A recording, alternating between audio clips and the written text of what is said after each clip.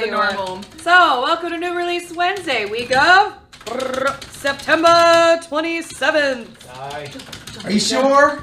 Yes, Patrick, because you know what? You. I looked at a calendar before we came here just to make sure. I'm so terrible with that. You're terrible at everything. All right.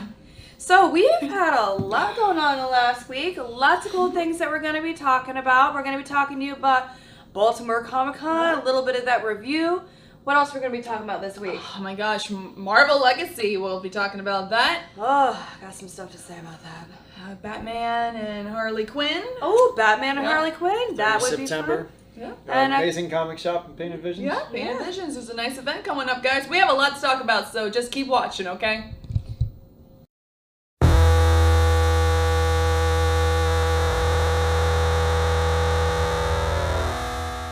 My name is Sean Pertwee. I play Alfred Pennyworth in the rather marvellous Gotham.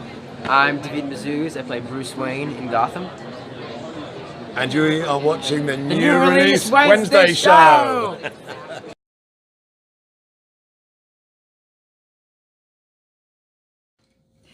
Hey guys, so we went to Baltimore Comic-Con 2017 this weekend, and oh my god, what a whirlwind. Crazy. I mean, it was 3 Still days recovering right now. of just absolute madness Very busy. and mayhem and fun and catching up with people, meeting some amazing talent that's out there right now. Insane. Great artists, writers, just guys, if y'all haven't done Baltimore Comic-Con before and you're local to the area, I don't know what you've been thinking, but you really should go.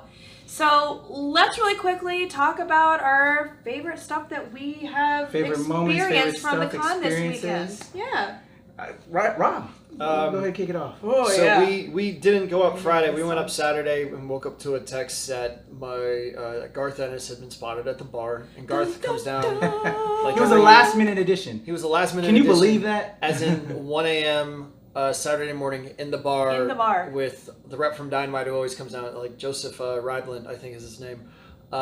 They convinced Garth to sign for 1 hour on Saturday. So this son of a bitch did this guerrilla signing, and we, like, the stars aligned, and I had Jesse Custer ready to go, and like too much was succeeding. So the photo I got with him, my dog collar popped down, and then when I got to the hotel, we fixed it after the stupid picture, and then the rest of the day my dog collar didn't go down at all. But it was neat. I went up to the con. It's like, there's, I get to see the old crew. I get to see Billy Tucci, and that always makes it worthwhile. But there's no one I'm really that crazy excited. I know I don't mind spending 3 hours in line waiting.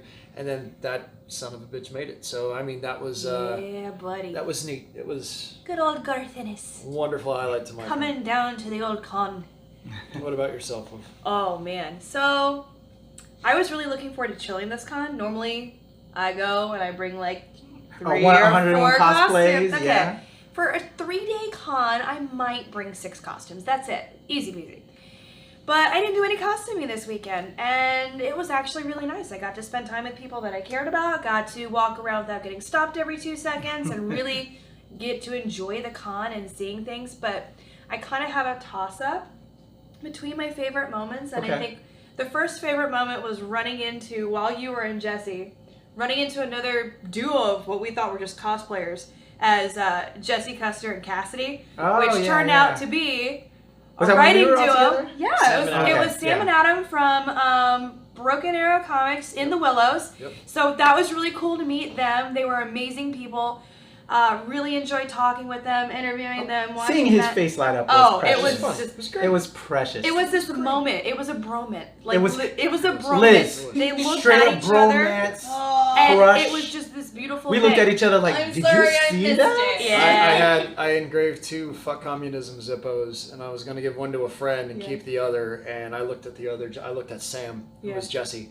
It's like, you I have just one? lost mine 2 days ago, and I was just like, give me a He's deal like, on your books. really? I- Really? Like Sam he lost got his shit. so excited. It It was was cool. it was It adorable. was so sweet. But honestly, my favorite moment of the con was honestly probably getting to interview Amy Chu, because You you had know quite a few interviews, but Amy I Chu, know, I but think Amy you had Chu fun. was really fun, Yeah. and just Very getting sweet gal. getting to talk with her, getting to Love you, interview Amy. this amazing writer, somebody whose stuff I've been reading. Like, it was really cool, and I tried really hard not to fangirl. I'm sure on camera I kind of did some of these, and the hair, like, I couldn't help it.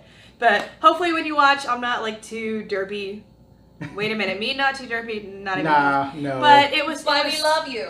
I know. So anyways, that was my favorite set of moments. So look forward to those 2 interviews. Yeah, buddy. Rob interviewed his boy crush, or 2 boy crushes. The Win in the Willows team, great bunch Among of guys. the Willows was awesome fantastic. guys. Did you read the book yet? Get a Not chance yet. yet? Not No. yet. It looks amazeballs. I'm looking forward to it, and we'll do a mini review and get some tweets out and get the word out for a lot of creator-owned books that we picked up. Definitely. That you is, definitely should shoot them some reviews. Oh, absolutely. Spencer and Locke was another one that I just picked up for the first time, and that's Awesome. fucking love letter to Calvin and Hobbes. It's wonderful. Awesome. Yeah, but speaking of interviews, Patrick, What was your favorite moment? I had quite a few. I'm I was making an very assumption, busy. but you- Okay, well you got picked. But also the Amy Chu interview with Brandy is going to be amazeballs. So I was insane. It was like nonstop. I was on adrenaline. I was super tired, but made it happen. Highlight for me, I'm a big hip hop guy. I think you all know that. Beastie Boys, I'm rocking that right now. DMC, Daryl McDaniels, the legend, the icon, Run DMC. I think I already posted a couple of drops he did for us on the show. I was basically mind-blowing. his only interview on Friday. I got the exclusive on Friday, and then shit. was part of his crew the rest of the weekend, spending time at his booth, and then joining him, having dinner with him at the Ringo Awards, along with Amy Chu at our table. It was just insane to go from Stan Sakai a previous year, and now him, and it's been insane. I've been very blessed. Now. Dude, we got so many interviews. So DMC was a highlight because I'm a big fan of his. But from the Gotham team of Alfred Pennyworth, Sean Pertwee, Bruce Wayne, David Mazouz, the librarians on TNT, John Harlan Kim, great guy. Yeah. Shout out Colossus to from we're gonna be talking about this later in our Marvel segment with Deadpool, but Deadpool's Stefan Kopacik, who played Colossus, amazing guy. I'll be grabbing a beer with him at an upcoming show. Dude, you're more of a beer drinker than I, so I'm gonna bring you with me. We're gonna have some beers with Colossus, brother. I'm all about it. Great guy. Shout out to Stefan. Oh my God, with so many people. We talked with Rafer Roberts. We talked with Dinesh. All my friends at Valiant Entertainment. Bart Sears, Andy Smith, Ominous Press. The list goes on and on. Stranger Comics, which is just, oh my gosh. Seriously, It was guys, insane. this is a really good Ken Lashley, artist, shout out to creator, property, essentially, con. This is not just about your big celebrities and your on-screen talent. This is a lot of the behind-the-scenes talent, the people who really put in the time, the effort, the work, the blood, sweat, and tears, to get a lot of this stuff put out for us to read. Tom King's line was like 55 people. Which was amazing. Entertainment guests had like 3. Which, Let's not talk. But let's be nice to everybody. No negatives. I mean, the emphasis is on the, and it's as it should. And that's The Sunday, two and that big was the end of shows- the day Sunday. So maybe that's a little bit that of is a true. difference. Sure. The 2 big shows I think, and Baltimore is one of my favorites. For creators, for people that appreciate the craft that we love, and you guys go to it every year. Heroes Con and Baltimore Comic Con. Yeah. Those are my 2 favorite cons. Yeah. I have to say. And again, it was another great experience and amazing list of creators. Absolutely. It was amazeballs. Yeah. So while we're on the subject of creators, maybe talk a little bit about the Ringo Awards. Okay, You got this, in, man. this is Yeah. this is your baby. Like literally, we sat watching everybody go across the street from hotels, dressed up fancy suits, looking all shaved, clean, polished, and like I got good But you luck, know guys. what? Everybody This left was the with- first Ringo Awards that I didn't dress up because I was part of DMC's entourage. It was all hip hop. Everybody was like, with Timberlands and stuff. We were like the only ones there though, so it kind of felt weird. Because I've always been suited up, and I like suiting up. You're at DMC's But table. That's all I was right. DMC's entourage. I gotta go with the entourage. No, that's Right. okay. So it was I pretty thought you meant cool. like Mark Wade was wearing Timberlands. And stuff. Whoa! It was hilarious. This went dark. Got that But it- Adidas tracksuit. The first annual Ringo Awards was really cool. It used to be the Harvey Awards at the show, which was another amazing time. Again, I sat with Stan Sakai before. He's the last one I remember. There's a ton of other great talents. Sure. Not that I can remember, but freaking Stan Sakai, I'm sorry. He kind of overshadowed everybody now in my head. But the first annual Ringo Awards was amazing. Again, sat with DMC and Amy. Very beautiful people. Spoke with my boy Dinesh. It's really cool. It's where all the real industry guys move and shake. DMC presented, and I have this, and I'll probably include this clip in here or maybe on another segment. Yes. But DMC and Amy presented a couple of awards, about 3 awards. One to our good friend Tom King, and I was so happy to see him. I think he took home 2, and actually I'll get that list together in just a second. I saw him at the bar at 2 a.m. and he was very kind. I love Tom King. 2 a.m. at the bar. That's early. I was drunk. Yeah. And I was in think bed. Tom was too, and we got a selfie together, and Tom was very kind. So I'm happy that he Tom won is for amazeballs, he man. won for Vision. Yeah, I'm going to bring that up in a second. That's But what okay. I wanted to say is in his dedication speech, he always thanks his family. And being a family man myself, and always ends it with a dedication to his wife. I love that, man. Tom is an awesome guy. Okay. Tom, you gave me an invite to bring the show to your house. I think these guys are going to go insane. We're going to try. Uh-oh. We're going to need to get that set up because you know I love you. I was the And guy these guys super love you. from the bar. I'll try to bring them down from their fanboyism, though. And I'm the wife of the guy from the bar. I'm the friend in the background. You didn't see me. I wasn't there. But congrats, Tom. And let's Awesome announce some of the job. other ones. But Tom's a great guy, and Yeah. I'm Yeah. so happy that Happy he won. for his success. There were the fan favorite categories. Favorite hero went to Cash Wayne of Spectrum. Some of these I was not familiar with. Sure. Favorite villain was Ario from Unordinary. Favorite new series was Spectrum. Favorite new talent, Instant Miso. All those I'm not very familiar with, But you but know what? now I'm really let's happy check it about out that, because though. now Power we to can 'em. see what that's all about. Yeah, I Yeah. mean, I like when some of New the stuff. more This is- unheard of things get. This is the industry and the fans voting for this. Exactly. Yeah. So it's a very different set of awards. Yeah. For jury and fan winners, and these 3 are what I have on video because these are what Amy and DMC announced. Best cover artist Frank Cho, which led to Frank Hometown Cho hero. sing exactly. Frank Cho sang a song when he accepted his award speech. Wow. So get ready for Frank Cho on camera singing a little thank you song. Holy shit. I was amazed by that. Okay. Okay. Next up for best series, Vision Marvel Comics, my man Tom King. I Good just job. finished Amazing. it. You the read it already? The culminating fight is at the Arlington Draft House. Shut the front door. That's where I saw fucking Winter Soldier I 3 can't years wait to ago, read these. man. Oh, it's. I haven't read it yet. I can't Oh, wait to read it. man. The only thing that I would teasingly criticize in Vision Flies is he never complained. No, I take it back. There is a cutaway joke about getting caught in traffic in '66. So, Tom, they said it in Arlington, Virginia. That's awesome. It's amazing. I can't wait to check that out. Best letter goes to Todd Klein. He's been doing it for a long time. for He's a Todd. great guy. Best colorist, Laura Martin. Good for Laura. Great gal. She actually wants me to send her the video.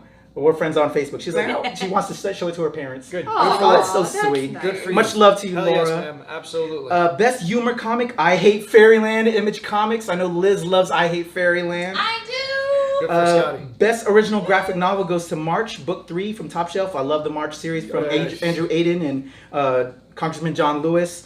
Best Who comic marched? strip or panel, Bloom County, Who marched? Berkeley Breath, Universal You Click. Best single issue or story goes to Emancipation Day from Red District Comics. The Mike Ringo Spirit Award goes to Future Quest #1 by DC Comics. Shout out to Jeff Parker, who was instrumental in that. Yeah, good Jeff for gave Jeff. a great speech in Good regards man. to that. Good man. Best anthology went to Love is Love, DC Cool. Comics IDW Publishing. Shout out They did to it with, Mark Image as Andreyko, well. Jose Villarubia went up there to accept it, but Yeah, good. I think was it Mark Andreyko that put it all together? But the sounds whole about Love is right. It was a series of creators, a great book. Bunch of short After stories from the assassin- shooting at the Exactly. Now, is this the something club that in we can Florida. put up on the You know what? on I'm the gonna website? run that all down Just here. so that you guys can really Yeah. see and appreciate all this, because this is a huge list, guys. I mean, you sit there. How long would you say this award ceremony actually lasted? Actually, a lot shorter. That was their plan because Oh. they can go a while, Good. but they Too kept bad. it pretty at a good time. So you know what? I'm gonna give the rest. Actually, let me just the big One more? ones. Big ones. Best, yeah, we got to give the best writer, inker, artist out there. Best inker went to Sean Murphy, Okay. Good for him. amazing talent. Hell yes. Best artist, penciler, Fiona Staples. Best Okay. cartoonist, writer, artist, Scotty Young. Yes, got it. And actually, before I get to the really big one that I wanted to say, because he's a dear friend of ours, Dick, the Hero Initiative Awards, the Dick Giordano Humanitarian of the Year Award went to Joshua Dysart. Love Josh. Josh, I took a selfie with Josh afterwards. And the Hero Initiative Lifetime Achievement Award went to Marv Wolfman. Amazing guy, created Blade, all that. Yeah. But best writer, I had to say this one. Tom King. The freaking Tom King. We love you, Tom. He's had a good 2017. Yeah. Has he? 2 Eisners. Real quick, I want to show you a couple of things to make people come to the Ringos because I want you guys to come with me to the Okay. next. Hopefully, I can get you guys with me. I generally come with a crowd because Sure.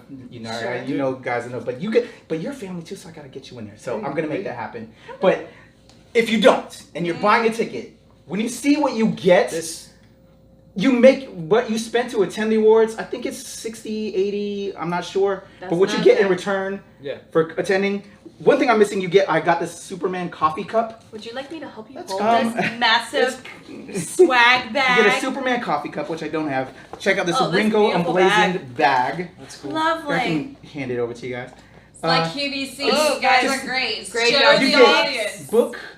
You basically Star Wars. what you're getting is pretty much everything that was nominated. $6 Million Man. Here was the actual program. Oh, beautiful.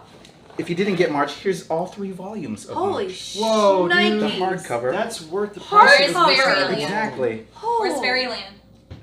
It's I'm sure all of Altars. that's Okay, so I'm this just is gonna take So that. you're this not is getting that Aftershock. back. Aftershock. Mouse guard, guys. This has been amazing. Y'all really need to check this out. Beautiful art. Absolutely beautiful This art. is This- Aftershock's it first. doesn't Oh, end. Charlie. Look at it. Truly. It's just It doesn't keeps end. going. It's the But- Energizer Bunny of swag bags. got all that at the Ringo's. Oh, Teen Titans Games What? by Marv and George What? Perez. Okay, I that's got- it. We're going. I got DMC to sign the shirt that I was Oh, wearing. Dude. I was like, you know what? Let me. Heck yeah. It's perfect time to decommission the shirt. Yes. Get him to sign it. Yes. Got And of course. got Sean and David. Yeah. David. Actually, he said David too. It's David. He was Yeah. Sean was across the bar from us all night, and the one time I walked by to try and get the bartender's attention, I just heard him say the F word, and it was so cool to finally hear Alfred cuss. He's a good guy. Faith from Both Valiant. great guys. Yeah. We're gonna yeah. talk about this. Actually, Yeah. I'm gonna let you talk on this. So- a couple books we got. When we were back in California, Long Beach Comic Con, I stopped by this booth, and it was a beautiful booth, but really what got me to stop was this 6'4" tall, mostly naked man in a loincloth with his booty hanging out. So of course, you stop. Hey, he's a good-looking dude. I'll give it yeah. to him. I'll give him props. But like they were so busy. I really didn't get a chance to talk to anybody, but they were back at this convention. Oh, So right. this is Stranger Comics. Sebastian Jones is the writer and He's creator kinda dreamy-eyed, of too. all He's of this. charming. He's He's a charming as Russell all Crowe hell. not Russell Crowe, Russell Brand Brand sort of kind type. of charming. Yes, Yeah. you So- hit it right there on the head.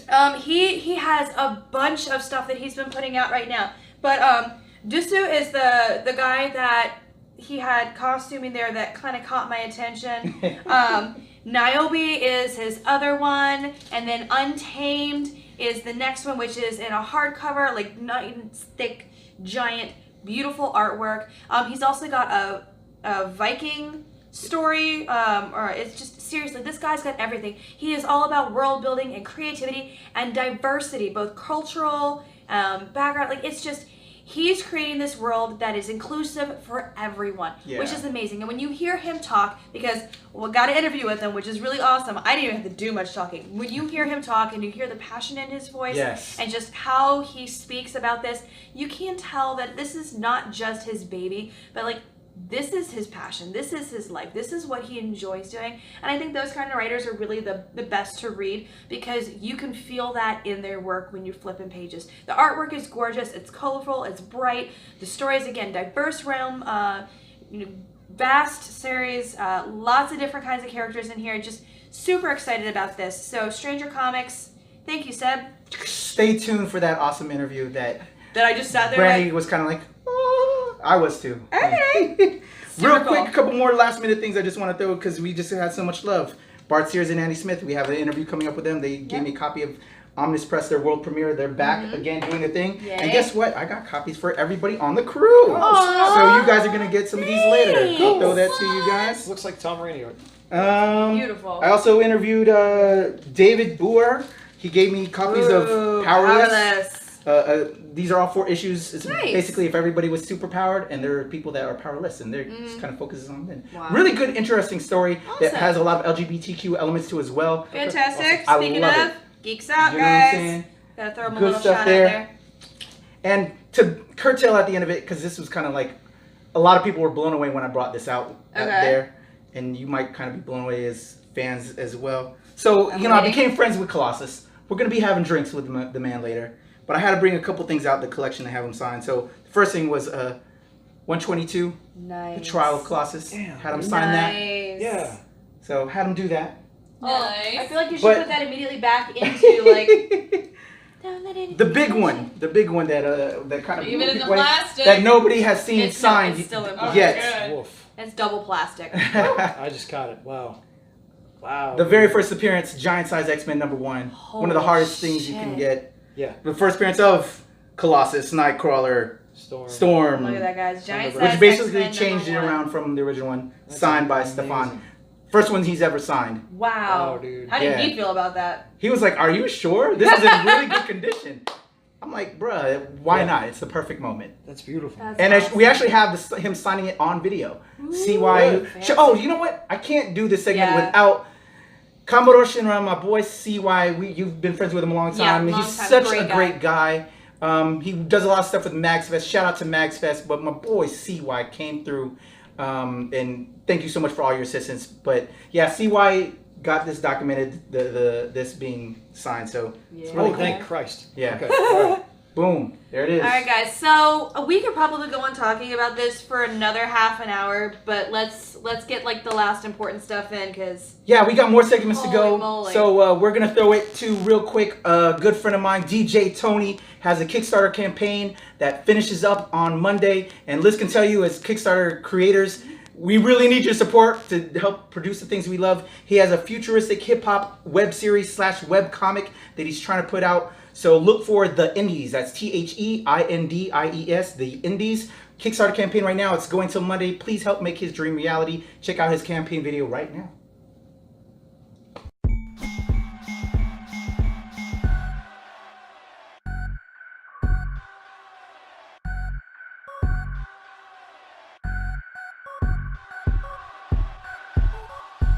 The Indies is a story that takes place post-apocalyptic future, but of course there's still hip-hop around. So it revolves around this main character, Slick, who more than anything wants to be a rap artist. So one day he winds up meeting his favorite DJ who owns an independent label, and the DJ says, if you sign this contract, I can make you a star. Of course Slick doesn't read the contract, signs it anyway. Come to find out, he actually signed up to be a hitman for hire. He has to go through, try to release an album. The overall story follows them as they go on tour. One of the main things that we want to do with this series is really explore that line when people say, like, I'm willing to do anything to make my dreams come true. Where do your morals actually lie? A lot of time there's that line that you draw in the sand of, like, I'd never cross that line. I want to explore where that line actually is. And the thing about this story is that I don't necessarily want to say what's right or wrong, because I feel as if though there's a lot of grays just in life. It's not black and white. So the overall goal for the project is to come up with a full-length animated series. And we also want to have soundtracks that go with each of the series. The goal of this Kickstarter, though, is to do a 2D animated short, because we have been talking to different investors that are interested in funding the full series, but we want to show that you guys, the viewers, actually want to see this on TV. So when we have supporters and backers from Kickstarter, that's that fuel to the fire to show that the Indies actually does need to be on TV and be a full series. We're trying to do everything at a really high quality. We're actually bringing in professional animators. So we want to make sure that because they're talented and this is how they pay their bills, they deserve to be compensated. All the money that we're raising through Kickstarter is going directly to the animation. That's why we need these funds in order to make sure that we can bring on that top tier talent and actually create something that will stand the test of time and just be really dope. The best way to support is to visit the Kickstarter website, donate there. Also tell your friends, your family, co-workers, tell them about the Indies, ask them to go and donate. Go follow us on Instagram @BlueGeekMusic and just keep up to date with what we're doing. We want this to feel as if though you guys are part of it. I'm DJ Tony Drake, and I just want to thank you guys for checking out the Kickstarter. The reason that we've gotten this far is because of you guys. I really can't thank you enough, from the follows on Instagram, from you guys coming out and supporting at all the different Comic-Cons. The reason this is going to go anywhere is because of you guys. Thank you, and I can't wait to get this on TV, guys.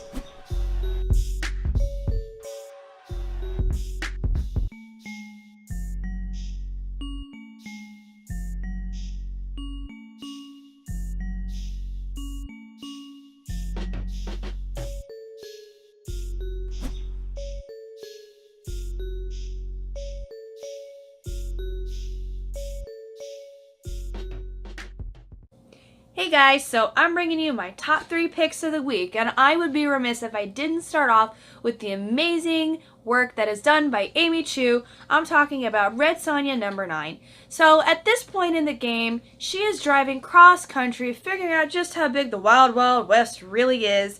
And, oh yeah, do you see this cover over here? Hot redheaded trucker chick. You see that? It's pretty awesome. At this stage, she's just trying to make it. So she's trying to avoid police and the law and kind of explore and do all these things on her own with a little help from a few friends. Again, I got to interview Amy this past weekend, and I can't tell you just how incredibly sweet and kind and amazing of a human being she is. Check out all of her work. She's done some great things, but she really truly writes some great female characters. I mean, great characters in general, but I love what she's able to do with female characters because I still think that there's a lot of work that needs to be done in terms of what we see in the comic industry, and we're getting there, but we still have a bit more that we can do. My second pick is Batman the Murder Machine. It's a one-shot by Frank Terry. So basically this is following in what basically the Dark Knight's Metal line has been. So you have these alternate universe characters that are appearing, and it's kind of a cluster at this point, but how can the world's greatest hero stop this deadly horde of like crazy, disgusting beings that seem to be appearing? Again, you want to talk about covers? Patrick is doing a baller job of putting this up here. This is kind of freaky. This actually kind of reminds me of Twisted Metal. You remember, again, dating myself here, remember Twisted Metal, that really creepy video game that was on PlayStation, that had like the clown car and all, yeah, that's what this one reminds me of. So that's my second pick. And for my third pick, it's something that's a little near and dear to my heart. So it's Angel, season 11, number 9. I grew up watching Buffy the Vampire Slayer and its offshoot, Angel. Angel was one of my favorites. Buffy got a great ending to it. Angel didn't. They canceled that shit, and you see them walking off to the Hellmouth and then nothing. So at that time, I believe it was Dark Horse had kind of taken over, and they were writing, and Joss Whedon finished out what he wanted to do with the series, but in comic book form, which I read all of. And then IDW took over and started doing the Buffy series in comic form, and eventually, I think 2009, maybe it's 2011 or so, IDW got the rights to do the same thing with Angel. So Angel is one of those characters that I grew up with and absolutely loved. So right now they are in what they're considering their season 11, and Illyria and Angel have basically pulled a fucking Barry, and they're going back, and Illyria is realizing that they can't really screw up the timeline, but now Angel's not so sure that he wants to make any changes to what they're already planning on doing. So how is this going to affect everything in the future? What will the present be like? Angel, season 11, number 9, and those guys are my top 3 picks. And now I'm just gonna dance, because Patrick's not manning the camera. I'm gonna dance, dance, dance, because Patrick's not manning the camera. You're gonna see this in the outro.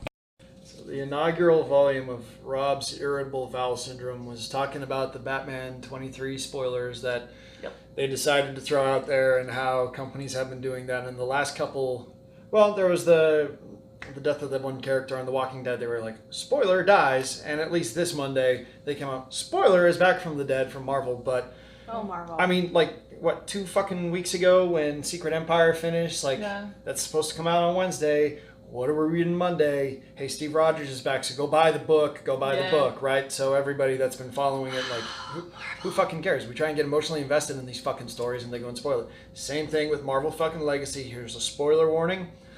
3, 2, 1. Okay, so Logan is back, and they are bringing Jean Grey back. Jean Grey has stayed dead since 2005. Yeah, they've actually done okay with that. I gotta give them credit. Alternate timelines, but not the original.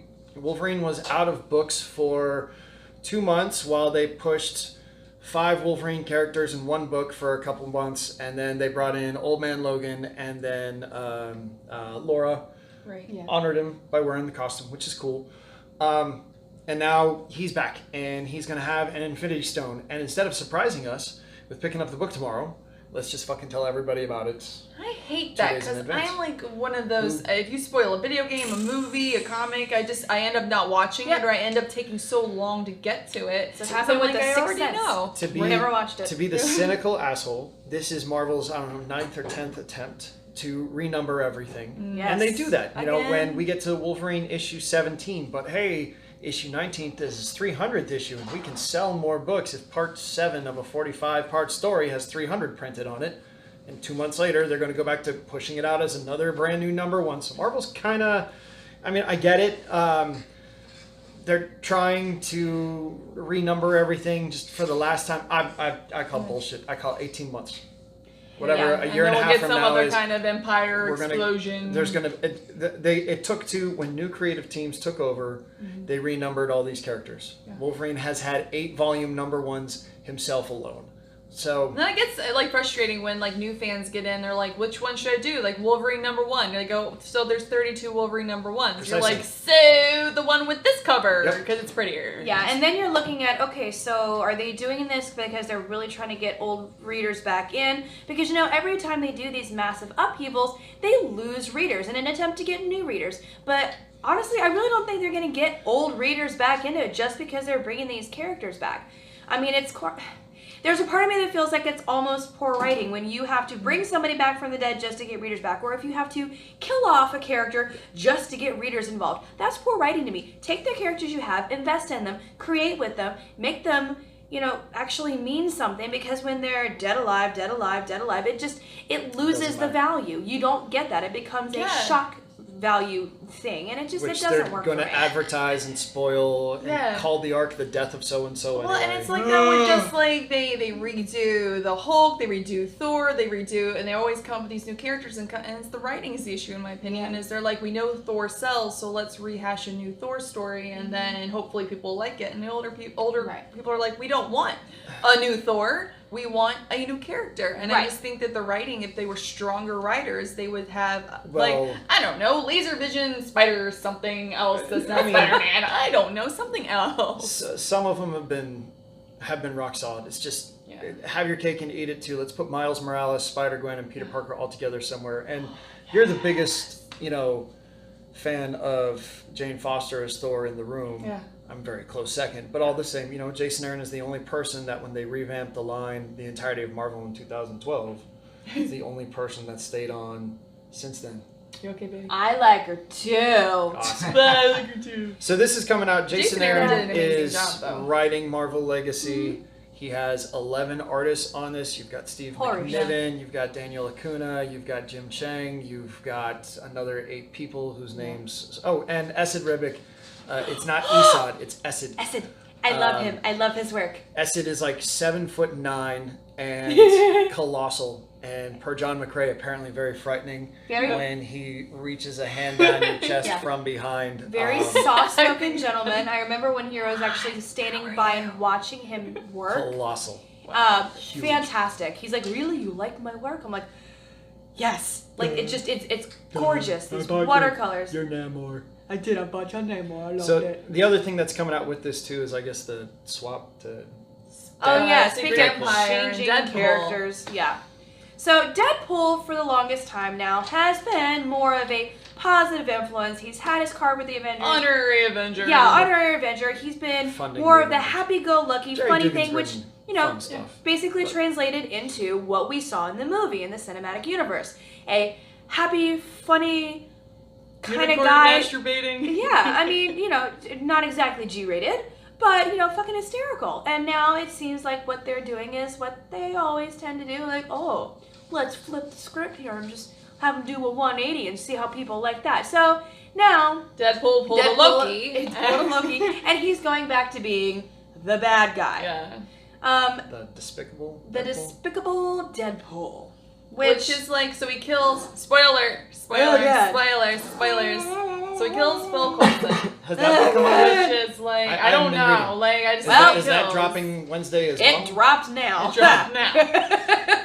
So kills Phil Coulson, totally Loki move, and then what was Maria it? Hill drops a building on him. Yeah. And he comes out, and now he's a bad guy. So now it's all Wizard of Oz dropping houses on bitches. I mean, if Jerry Dugan's writing him, I like Jerry Dugan stuff. Yeah. He's he wrote with Brian Posehn.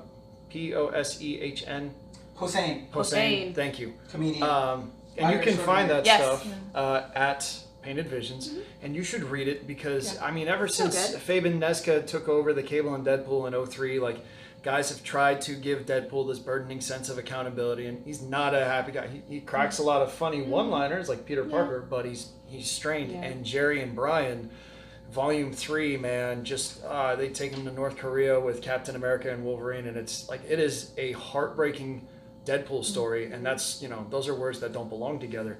So if Dugan's at the helm for this, and I don't know who's at the helm for the Despicable Deadpool, like if it's Jerry Dugan, then trust in it. It will be good storytelling. But this is kind of now everyone's talking, all of the like nerd outlets are all saying, well, now that this is affecting like Deadpool in the comics, is this going to affect Deadpool in the movie universe? Which, if that is true, I think it's bullcrap, just because I love what they did with the movie. I love Deadpool's the film. Like, I think he's hilarious, and I think that works. Right, and I can see him, maybe if they make him the villain, obviously they're bringing Cable, they're doing a lot of stuff there, and there's so many things that they can do with it. Make him the villain on But X-Force. are they going to do the right thing with it? And that's really what it boils down to. Are you doing it for shock value? Are you doing it for the dollar value? Are you doing it because you actually have an investment in the character and you want to see where it's going to go? I just think after the first film, with what we see, because obviously that wouldn't happen. I mean, I say obviously is it wouldn't make sense to happen in the second film, but if they do that in the third film, we've got two films that'll have, in my opinion, a hilarious Deadpool, and then all of a sudden turning him dark and evil. Right. I mean, they couldn't even do that with Loki's character. In every movie, Loki's still hilarious, but makes stupid, like a childish mistake. They that would you can't have to hate him. do something massive in a movie to really show audiences why there was this sudden flip. Yeah. And it can't just be a, by the seat of their pants, oh yeah, so this happened in passing. Like, it really has to be a substantial event in the movie in order for it to make sense. And even then, I'm not sure if people are going to accept it, but I kind of like fun-loving Deadpool that doesn't really give a shit. He's an Chimichangas! asshole. Chimichangas, and I like assholes. I'm sorry, he's kind of like, I like the way he is.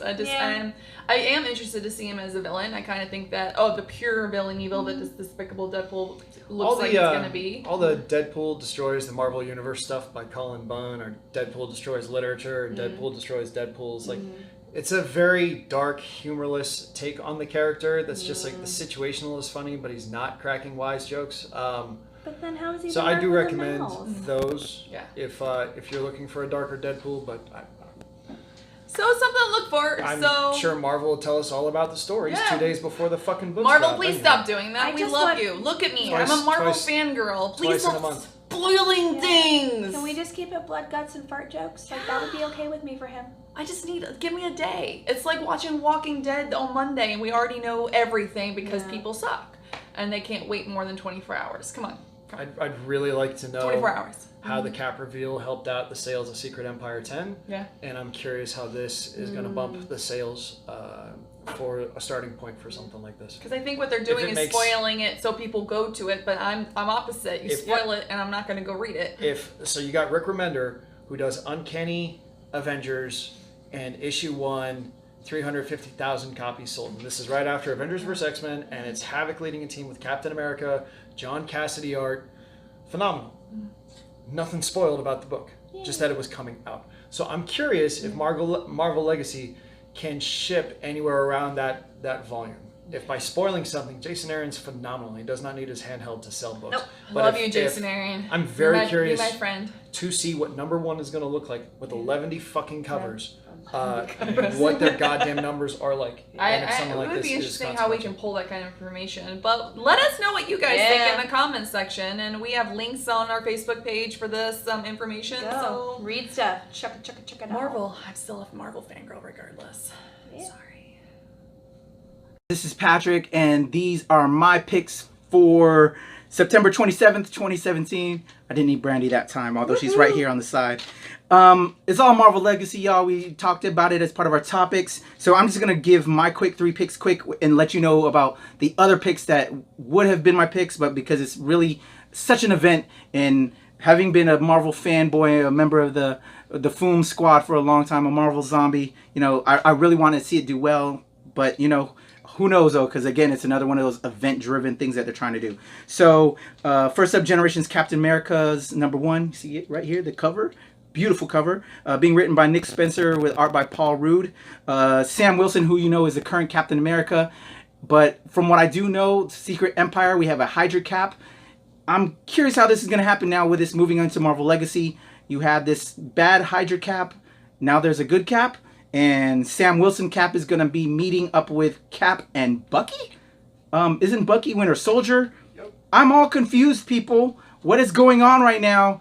Generations Captain America's #1 hopefully will let me know what is going on. Next up, my second pick is Generations Morales and Parker Spider-Man. Miles Morales is now in the 616 universe with Peter Parker. Bendis, who created Morales, is working with Ramon Perez on the art.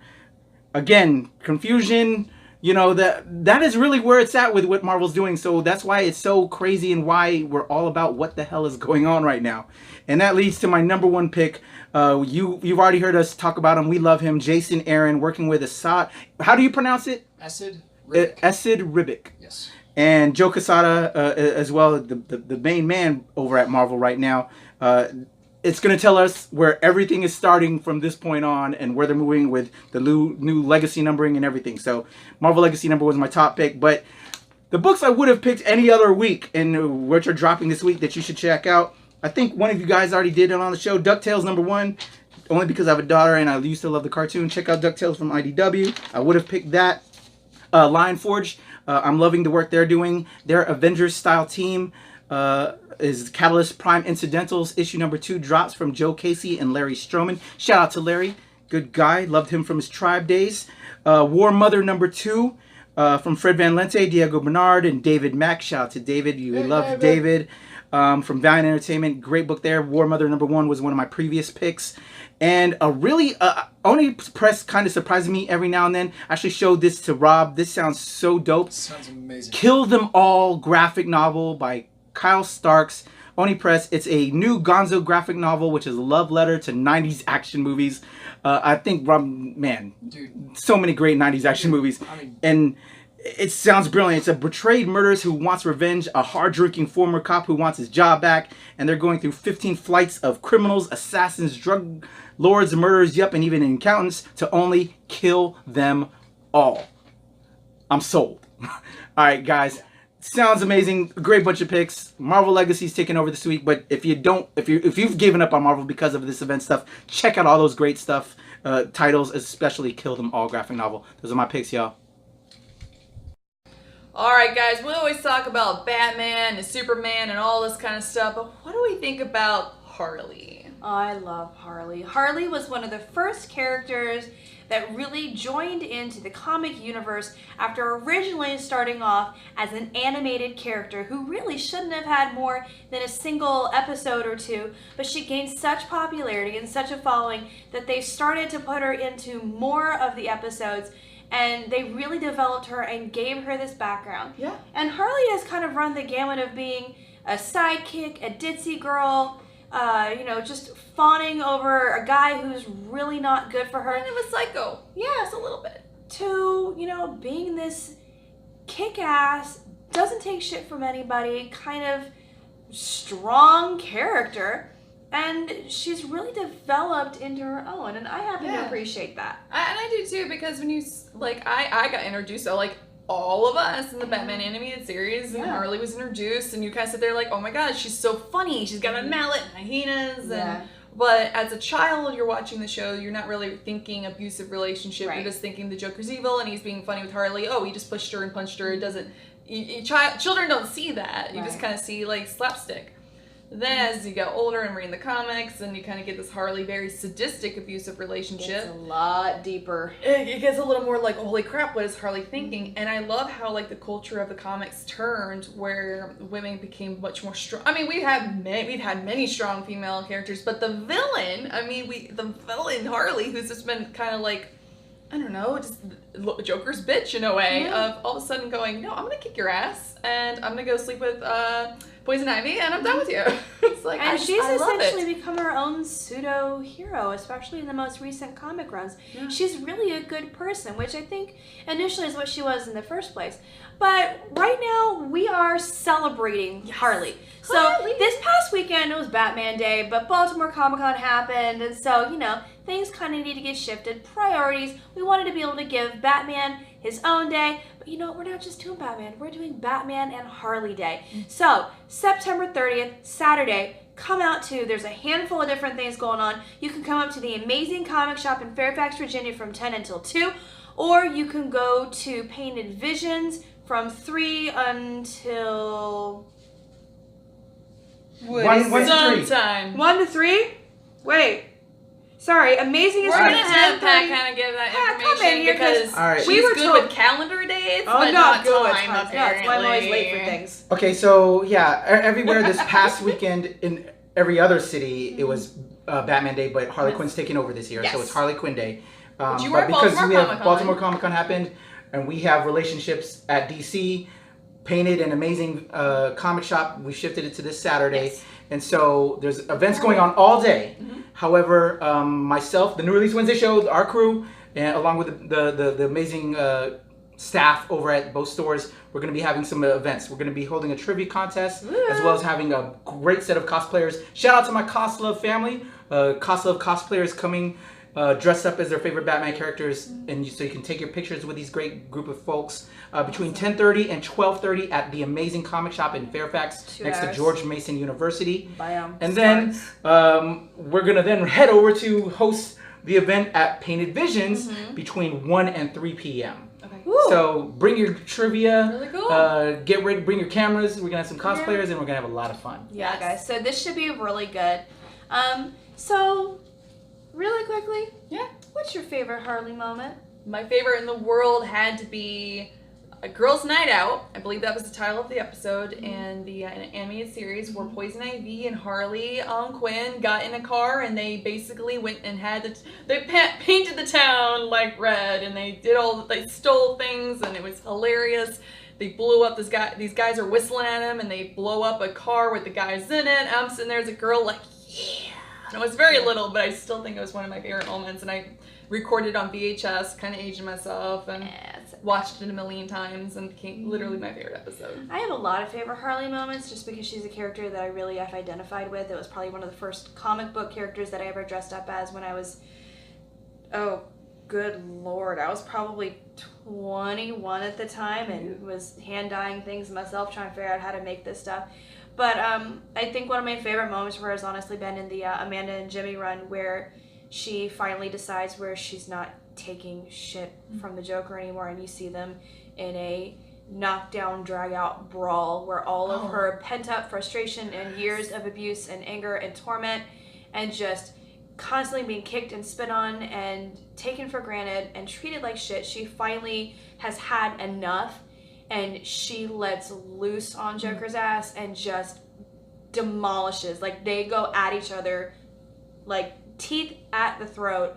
And it's just one of those moments where I think for a lot of women, especially who have been in those sorts of relationships, go, fuck yes. Like, this is what you want to see. This is what you, what women who are in abusive relationships want to be able to do, to get out of them, to just say, no, I'm not putting up with this shit anymore. So, I mean, Harley, you can see, Harley has gone from a fun-loving, crazy cute psychopath voiced by, like, Arlene Sorkin and, you know, actually a handful of others who have really led the way Tara for, Strong. you know, Tara Strong, making this iconic character come to life, to now a full-fledged woman who is well thought out, who has had her struggles, who has faced these battles, and who has come out on the other side stronger and better for it. So, And I love her shoes and every outfit she has. Yeah. All the shoes. so guys, Those are our moments. those are our moments. Come out, join us at either the Amazing Comic Yes. Shop or Painted Visions. Pick up your favorite Harley comic. Come dressed as your favorite Harley, variant. Patrick wants to be on I again. forgot. Adam sent me a bunch of. They're doing a lot of sales, a lot of discounts. Okay. I'll post it on the Facebook page. Oh yeah, Are we'll you share going to all be the dressed as your information. favorite Harley variant? No, but my Yes. daughter will. Yes, Okay. he will. Yes, he will. Okay. Arkham Asylum. Oh my god. All right, guys. Woo. So come check it out. That was September a 30th. We'll see ya. 5'2" male gymnast that did Arkham Asylum. All the motion capture for Harley Quinn. Wow. That's you kind know of what? hot. Yeah. That's kind of nice, guys. Thanks.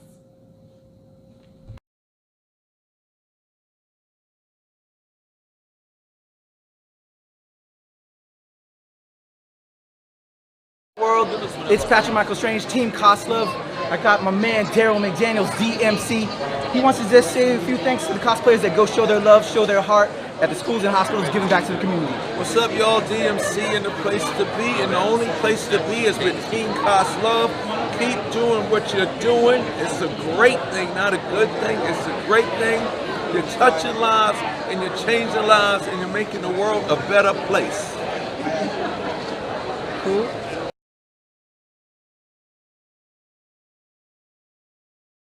I know typically when I'm on here, I'm endorsing the same books week after week, and I'm not sorry about that because they're consistent and their quality is awesome. Spider-Gwen is out this week.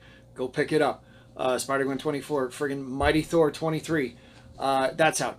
Go pick that up. But DC has 2 events going on right now. You got the Rebirth, which has been going for a while, and they've been teasing Dr. Manhattan, and they've been teasing who's this mysterious Dr. or Mr. Oz. I think it's Mr. Oz and Dr. what? As that story's progressing and the stuff that they've been hinting at for a year, we're seeing more and more of, who is Mr. Oz? Well, it's Superman's father, who survived fucking everything that went down in Krypton. And he's the guy who's held on to Tim Drake. Tim Drake's been out of the Batman books for a couple years, presumed dead. But Detective Comics 965, James Tynion and Eddie Burroughs revisits Tim, so we get to see more of that. This is enough for me. I don't read Detective. I don't pick up stuff other than what Tom King's Batman or Amanda and Jimmy's Harley. But James Tynion IV writes outstanding Batman. I loved his Batman and Ninja Turtles team up, so I'm going to pick up Detective Comics 965, and I want to give that a plug. The other DC event that's going on is the Metal thing, which just looks crazy. And as we see 9 alternate or 6 alternate, whatever, Batman's descending onto the world, and Brandy's already recommended, Frank Thierry's take on one of them this week, which is going to be fun quality. Frank does awesome stuff.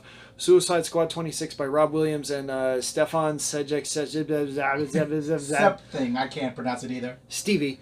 It's alternate versions of Bane, of Riddler, of Poison Ivy coming down, and Harley's the one that has to lead the Suicide Squad and take out all these alternate characters, and I'm really excited about that. I haven't been picking up the Suicide Squad, this book that much, but this premise I'm enthralled. I'm excited about that. I want to see that stuff. I'm spending my money on it, and I highly recommend that you do the same. Third, last and not least, Southern Bastards 18.